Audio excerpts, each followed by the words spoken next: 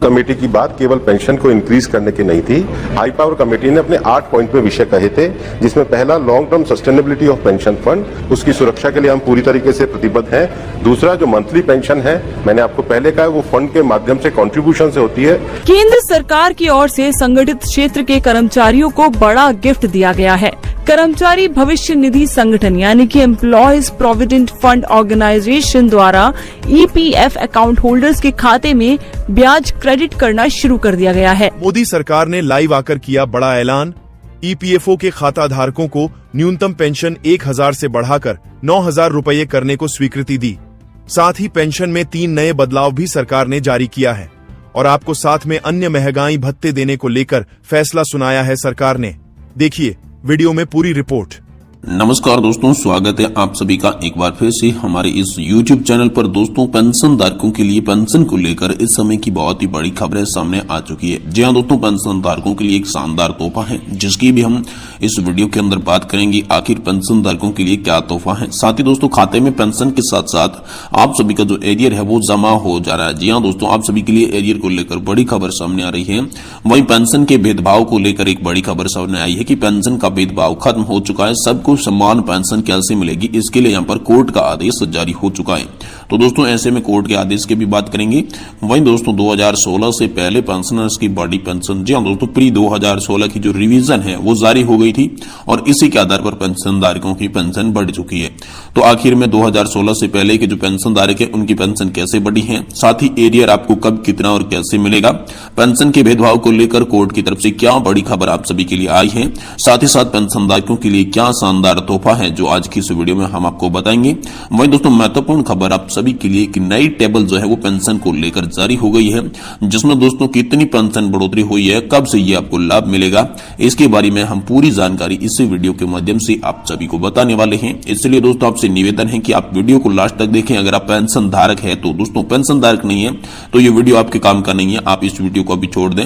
अगर पेंशन धारक है तो ये वीडियो आप लास्ट तक देखें, तभी आपको पता चलेगा कि आखिर आप सभी के लिए पेंशन और एरियर को लेकर क्या क्या बड़ी खबरें सामने आई है। तो चलिए बिना किसी देरी के इस वीडियो को शुरुआत करते हैं और पेंशन धारकों के लिए जो शानदार तोहफा है उसके बारे में बात करते हैं। देखिए दोस्तों, पेंशन धारकों के लिए शानदार तोहफे की बात की जाए तो पेंशन धारक लगातार दोस्तों अपनी 4 सूत्रीय मांगों को लेकर प्रदर्शन कर रहे थे। जी हाँ दोस्तों, जिसमें उसकी मुख्य मांग थी 7500 प्लस DA उन सभी पेंशन धारकों को मिलना चाहिए। तो दोस्तों, तोहफे की बात करें तो सरकार ने आप सभी के लिए 4% DA में बढ़ोतरी कर दी है। जी हाँ दोस्तों, जहां पर केंद्रीय कर्मचारी, राज्य कर्मचारी और पेंशन धारकों का DA पहले 42% मिलता था, अब उसमें 4% की बढ़ोतरी करके आप सभी का DA जो है वो 46% आप सभी को दिया जाएगा। ऐसा आदेश आया है, जिसके तहत अब यहाँ पर आने वाले महीने की जो पेंशन है उसमें आपका DA भी जोड़ दिया जाएगा।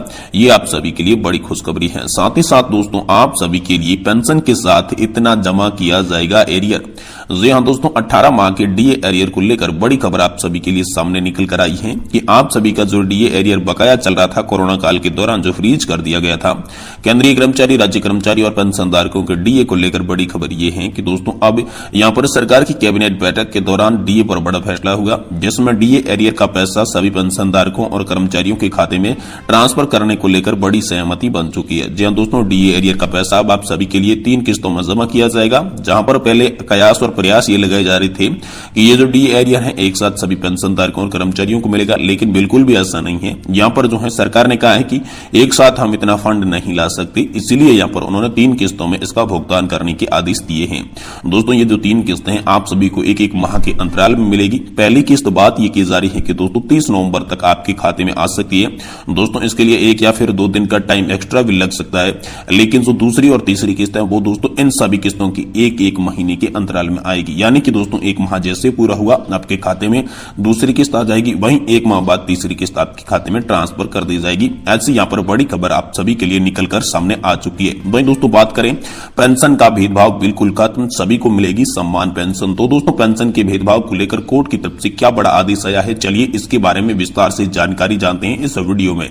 दोस्तों यहाँ पर आप सभी लोग जानते होंगे कि लगातार पेंशन को लेकर कोर्ट के अंदर याचिकाएं लगाई रहती है। वहीं दोस्तों 2006 से पहले के रिटायर्ड एक पेंशन धारक ने कोर्ट के अंदर याचिका लगा दी और उन्होंने दलील ये दी कि 2006 की पहले तथा बाद रिटायर्ड पेंशन धारकों के साथ उनकी रिटायरमेंट की आयु के आधार पर, रिटायरमेंट की तारीख के आधार पर भेदभाव किया जा रहा है। ये बिल्कुल सरकार की भेदभावपूर्ण की नीति है, ईपीएफओ की भेदभावपूर्ण की नीति है, जिसमें सरकार के संविधान के अनुच्छेद 14 का उल्लंघन किया जा रहा है और संविधान में यह कहा जा रहा है कि सबको सम्मान पेंशन पाने का हक है। तो इसी को लेकर यहां पर याचिका कोर्ट के अंदर लगाई थी, जिसके बाद हाईकोर्ट ने एक बड़ा फैसला सुनाया है। हाईकोर्ट ने कहा है कि 2006 के पहले तथा 2006 के बाद सभी जो पेंशन धारक, रिटायर्ड पेंशन धारक है, वह सभी समान रूप से सम्मान वर्ग बनाते हैं और सम्मान रूप से ही वह लाभ के हकदार माने जाते हैं।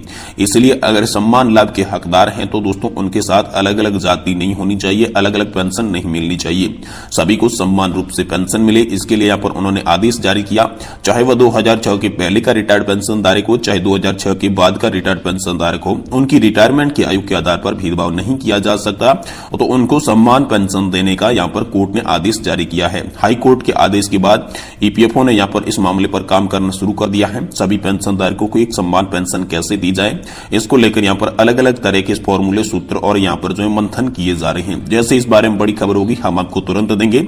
वहीं दोस्तों चलिए बात करते हैं 2016 से पहले की पेंशनर्स की पेंशन बढ़ चुकी है। जी हां दोस्तों, आप सभी के लिए बड़ी खुशखबरी है।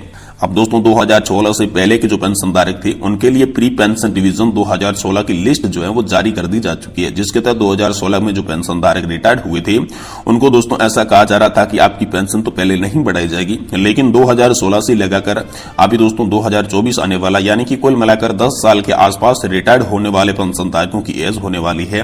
तो इसी एज के आधार पर उन्हें कहा जा रहा है कि अब आपको 5% एडिशनल पेंशन में वृद्धि देखने को मिलेगी। वहीं आपको 1 साल पूरा हो जाने के बाद एडिशनल पेंशन 10,000 की वृद्धि देखने को मिलेगी, क्योंकि सरकार ने आदेश जारी किया था पहले, जिसमें कहा गया था कि 65 साल की आयु पूर्ण करते ही कोई भी पेंशन धारक है उनकी 5% एडिशनल पेंशन में बढ़ोतरी कर दी जाएगी, यानी कि 65 साल की पेंशन धारकों की 5% पेंशन बढ़ाई जाएगी।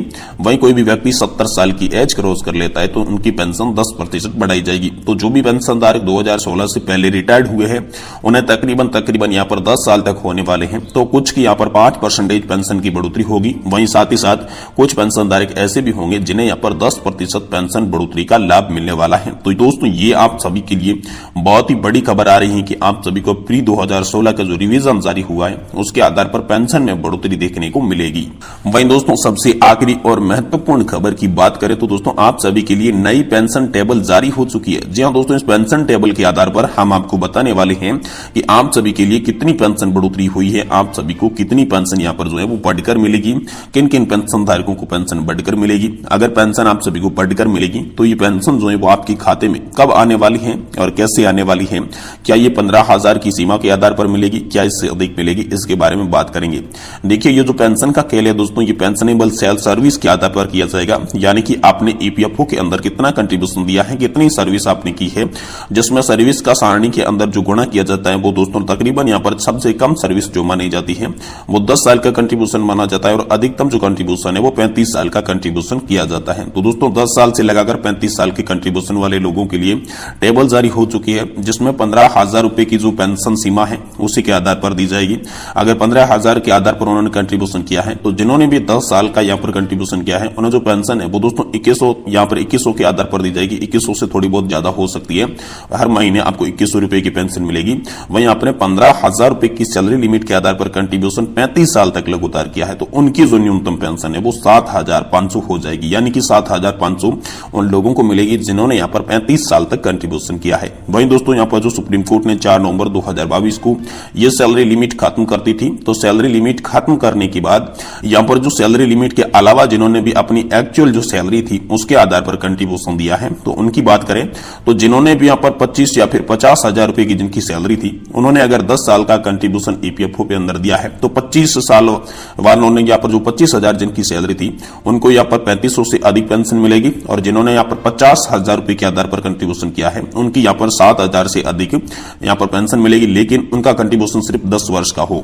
लेकिन अगर उनका कंट्रीब्यूशन ज्यादा हो, जैसे कि उन्होंने 30 वर्ष कंट्रीब्यूशन किया हो या फिर 35 वर्ष कंट्रीब्यूशन किया हो, तो 30 वर्ष कंट्रीब्यूशन अगर 25,000 के आधार पर आपने किया है तो आप सभी को जो पेंशन है वो 10 से 11,000 के बीच में मिलेगी, और 35 साल तक आपने कंट्रीब्यूशन किया है तो 25,000 के आधार पर आपकी जो पेंशन है वो 12,500 रुपए यानी कि ओपीएस की तरह देखने को मिलेगी।